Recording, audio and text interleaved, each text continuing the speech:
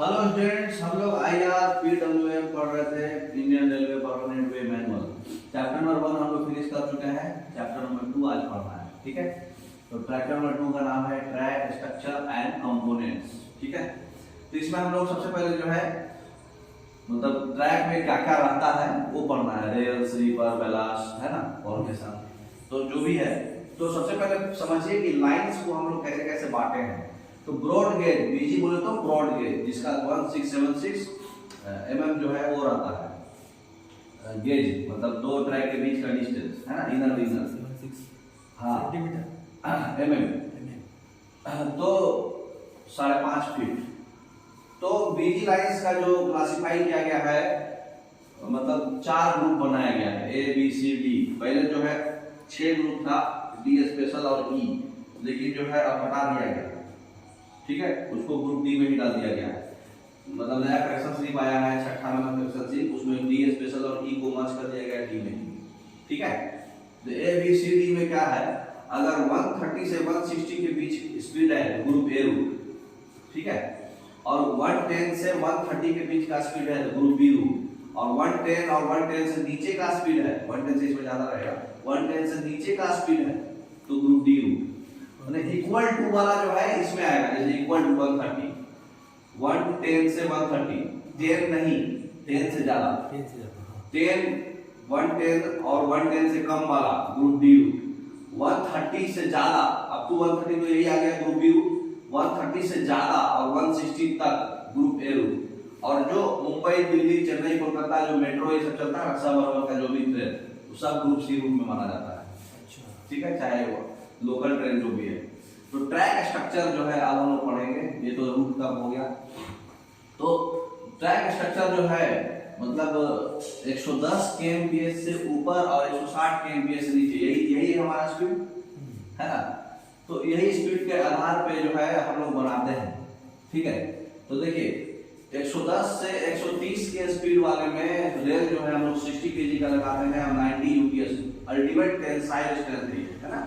Ultimate tensile strength मतलब final tensile strength उसका कितना आएगा, 60 के, अगर 130 से 160 भी है तो 60 kg का ही लगेगा और 90 UPS का ही रेल लगेगा। स्लीपर का डेंसिटी जो है प्री स्टेज कंक्रीट स्लीपर रहेगा, ये भी प्री स्टेज कंक्रीट स्लीपर रहेगा, 1660 इसमें भी रहेगा।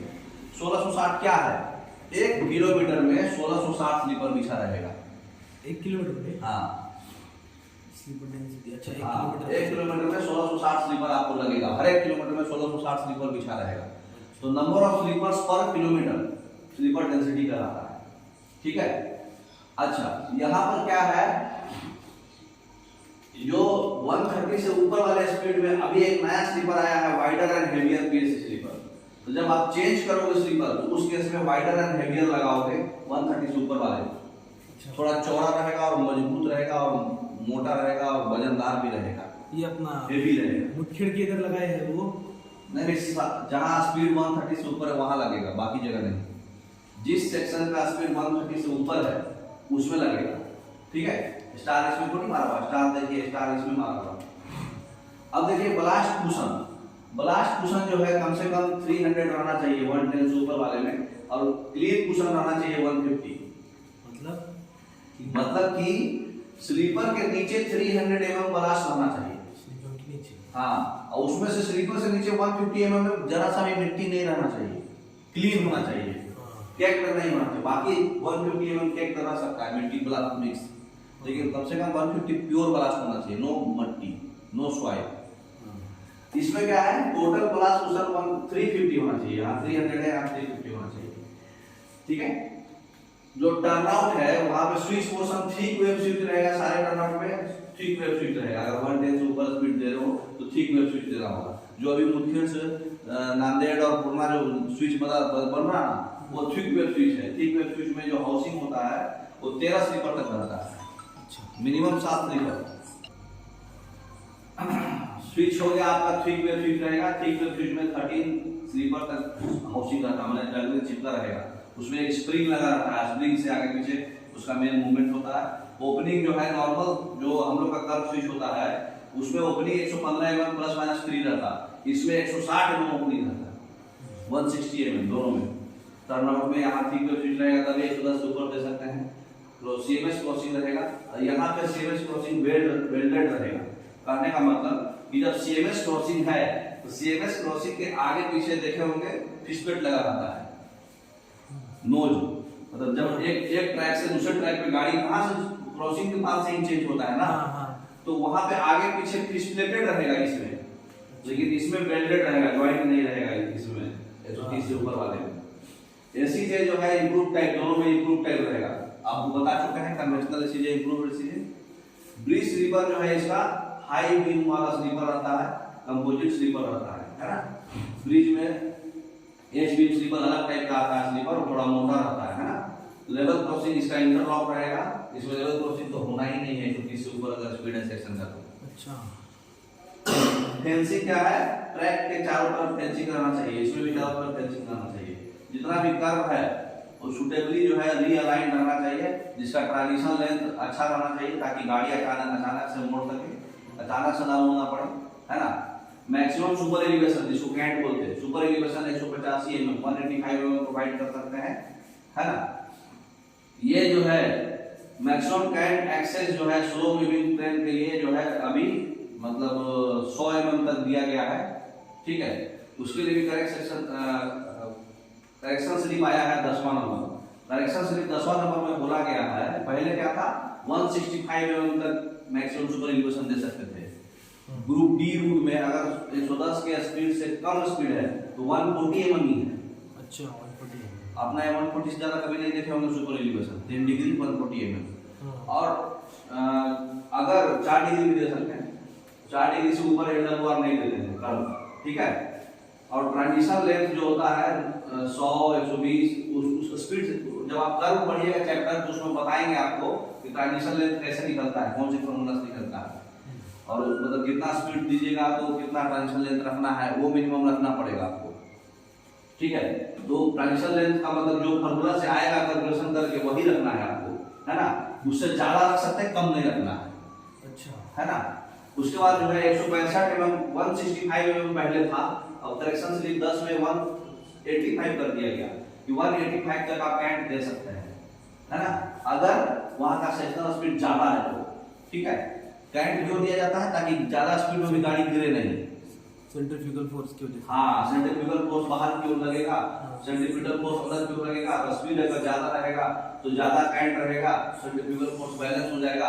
इसलिए ज्यादा कैंट देने से क्या होगा, गाड़ी जो है स्पीड में जा सकता है। लेकिन कंडीशन प्रॉब्लम क्या होता है, कैंट एक्सेस अगर हो गया, ज्यादा कैंट अगर दे दोगे और वहां पे अगर गाड़ी को स्लो भेजोगे तो वो भी डेंजरस है।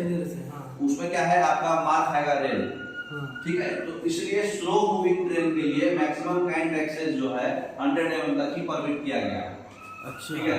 जहाँ पे मतलब यार्ड है वहां पे कभी भी कर्व नहीं बनाना चाहिए, क्योंकि वहां पे कर्व में आप कैंट एक्सेस दोगे, स्लो मूविंग ट्रेन होगा तो कर्व को डिस्टर्ब होगा, है ना। वो कर्व चैप्टर पढ़ेंगे तो पूरा कंप्लीट आपको समझ में आएगा क्या है, ठीक है। अभी फिलहाल इतना ही समझिए कि मैक्सिमम सुपर एलिवेशन हम लोग 185 mm तक दे सकते हैं, पहले 165 mm था, ये दोनों के लिए। लेकिन ग्रुप डी रूट के लिए 140 mm दे सकते हैं, ठीक है।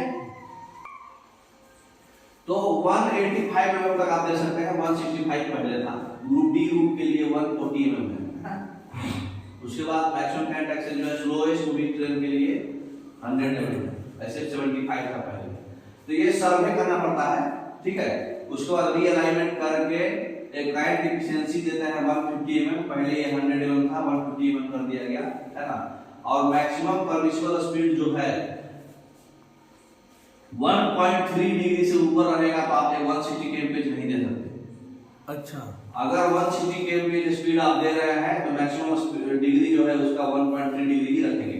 130 दे रहे हैं तो मैक्सिमम 2.2 डिग्री ही देंगे, ठीक है। और उसमें गुड्स ट्रेन का स्पीड 65 kmph ही रहेगा अगर 185 mm कैंट दिए हो तो। अच्छा, क्योंकि गुड्स ट्रेन अगर लोडेड ट्रेन, गुड्स लोडेड रहता, ज्यादा लोड रहता, वो अगर स्लो चला गया तो पूरा आपका इनर रेंज जो है ना कर्व का बात आ जाएगा। इनर रेंज जो है अगर 185 mm कैंट एक्सेस ज्यादा हो जाएगा उस केस में। तो इसलिए स्लोएस्ट मूविंग ट्रेन का ध्यान देते हुए गुड्स ट्रेन को स्पीड दिया गया 65 kmph। अगर 185 mm कैंट है तो वो जिस कर्व का सुपर एलिवेशन 185 mm है, उस कर्व में आप मैक्सिमम गुड का स्पीड 65 kmph ही दे सकते हैं। ठीक है सर ये और अगर 160 kmph स्पीड है तो 1.3 डिग्री का ही कर्व बना सकते हैं। उससे नीचे का कर्व बनाइए तो उससे बड़ा कर्व नहीं बना सकते डिग्री। ये डिग्री कम है तो स्पीड ज्यादा है। हाँ स्पीड ज्यादा रख सकते हैं। डिग्री कम है तो स्पीड ज्यादा रख हाँ सकते हैं। अच्छा। हाँ क्योंकि रेडियस जो है उसमें क्या हो जाता है, हाँ बढ़ जाता है। रेडियस जितना बढ़ेगा उतना स्पीड में जाएगा वो। रेडियस जो होता है 1750 बाई डिग्री होता है। डिग्री जितना कम होगा उतना बड़ा रेडियस होगा। तो बड़ा सा ग्राउंड में आप ज्यादा स्पीड में जा सकते हैं, शार्प कर्व में तो नहीं जा सकते। तो इसलिए 160 kmph में 1.3 डिग्री का मैक्सिमम दे सकते हैं, 130 kmph के लिए 2.2 डिग्री। इसलिए कभी भी जो जिसका स्पीड जो है 1 क्या उसको बोलते हैं 130 से 160 है तो उसको 1 डिग्री के आसपास ही रखता है, उससे नीचे नहीं रखता है, ऊपर नहीं रखता है, सेफ्टी पॉइंट ऑफ व्यू से। ठीक है अब हम लोग जो है ये बेसिक समझ गए कि कितना क्या क्या क्या रखना है। अब हम लोग बारी बारी से पढ़ते जाएंगे। आज का हमारा पहला टॉपिक है रेल्स, है ना।